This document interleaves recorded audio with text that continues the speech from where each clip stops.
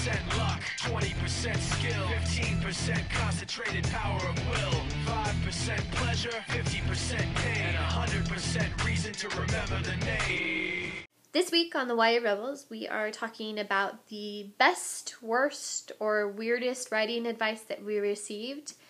Mine doesn't necessarily have to do with writing advice per se on craft, but it was the advice that I got that actually was the turning point in my career. I was querying a few years ago looking for an agent. I had sent out a few queries and hadn't really had any bites.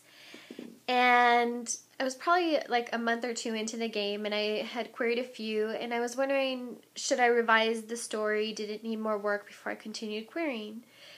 And I had queried an agent, and at the time, there was this agent's assistant that was reading for the agent, and she rejected my query, came back a no. And I was disappointed, but I thought, I really want to know, is it the pages that I'm submitting, the beginning of the story? Is it my query letter? What reason did she have for rejecting me? So I very politely, I don't know that I would recommend everyone do this. My agent would probably kill me. But I very politely sent her a note back and said, could you offer up some quick advice? Was it my 10 pages? Is it my story itself? Is it not original enough? What about this didn't grab you that you wanted to read further? And this agent's assistant, who I will tell you is no longer an agent's assistant because she's a successful YA author, is Jody Meadows.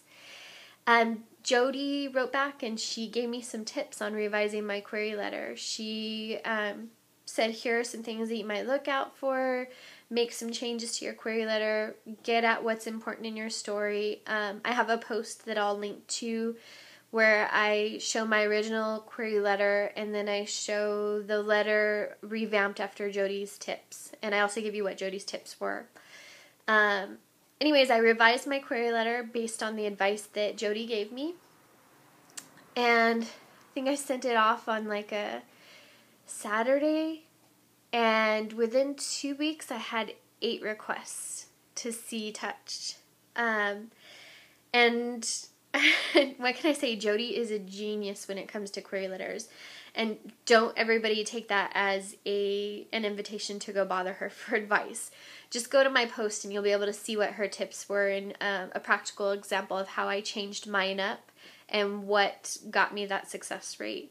But I have thanked Jody 1,000 times. I have to say it was really her advice that moved me forward and got me those requests and got agents reading my book, and which eventually got me my offer from Laura Bradford. So I will forever be grateful for the advice that Jody gave me. She didn't have to do it. She had already rejected my query, but that's the kind of person that Jody is, and I think if you got to know her, you would see that she's just really that incredibly cool. That's pretty much it. I think, just really quick to add to that, I think the lesson I've learned from Jody as well is to continue to give back to the community.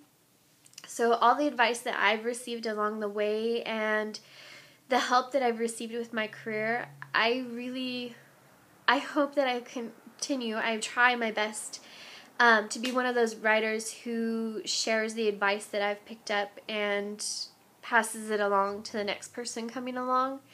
I think it's important to be part of the community and to try and help each other in that way. And I will say that Jody just set an amazing example with that. So that's pretty much it. I'm over here fangirling Jody. Go buy her book, Incarnate, just out. You should go get it. Let's all read it together. We'll form a book club. We'll form a Jody Meadows fan club. I like it. Let's do it. Bye.